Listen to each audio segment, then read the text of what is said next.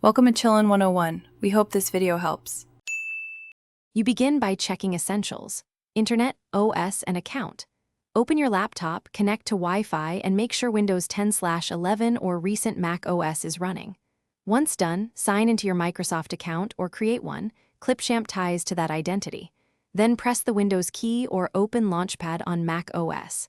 Type Clipchamp and look for the app icon. This is the first actionable step to actually start the program. Don't stall on preferences. Get the app open now.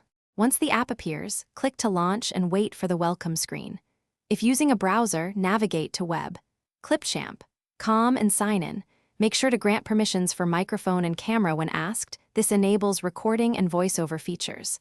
After authorization, choose either a template for quicker results or start a blank project to control everything.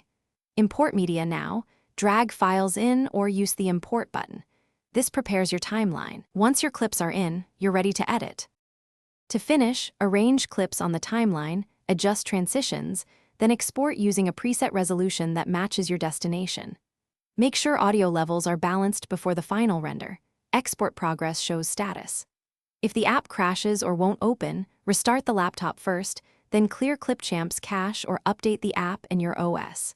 If you can't sign in, verify your Microsoft account credentials and test the network. Trying a private browser session can reveal cookie or extension conflicts. Thanks for watching. Consider subscribing if we helped you.